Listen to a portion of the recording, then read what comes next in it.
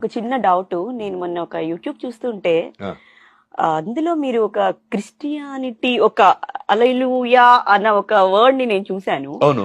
మీ mother అంత పెద్ద బొట్టు పెట్టుకొని వెంకటేశ్వర స్వామికి పూజ చేస్తూ ఉమ్. అంత ఆవిడ ఎంత డివోషనల్ గా ఆవిడ ఎంత పద్ధతి ఎంత మీకు ఎందుకని సడన్ గా ఇలా చేంజ్ అవ్వాలి అని అనిపించింది? అంటే ఐ మీన్ మీకు ఆ పరిస్థితులు ఏంటి?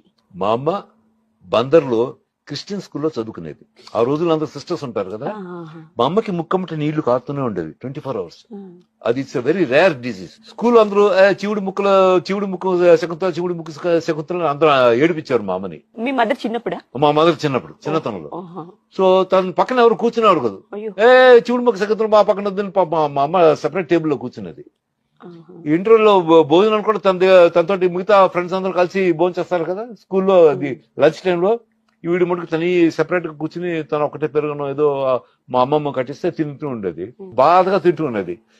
ఒకసారి ఆ స్కూల్లో సిస్టర్ మా అమ్మని చూసి, ఏంట్రా Shakuntala why are you crying, ఎందుకు ఇలా ఉండంటే, సిస్టర్ అందరూ నన్ను చివుడు ముక్కు శకుంతల నన్ను ఏడిపిస్తున్నారు, ఎవ్రీ వన్ ఇస్ టీజింగ్ మీ, నాకు ఏం అర్థం కావడం లేదంటే ఒక చేయరారా అని జేబులోంచి చిన్న బైబిల్ తీసింది. బైబిల్ తీసి రోజు ఒక వర్స్ ఒక పారాగ్రాఫ్ చదివి నీ తలకిందులు పెట్టుకుని పడుకో. మా అమ్మ పుస్తకం తీసుకుని రోజు ఒక్కొక్క వర్స్ చదివి తలకిందులు పెట్టుకుని దిండి కింద పెట్టుకుని పడుకునేది.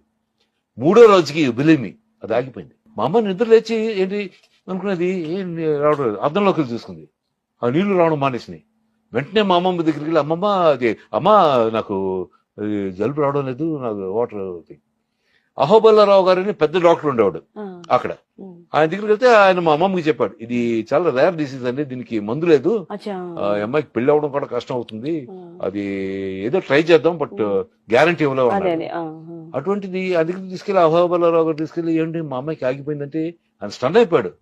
ఎలా ఆగింది, ఏం మందు తీసుకుని ఏం తాగమంటే, ఏం లేదండి ఇలా సిస్టర్ చేతి బైబిల్లో వర్స్ చదివి ఇలా అలాగా అని.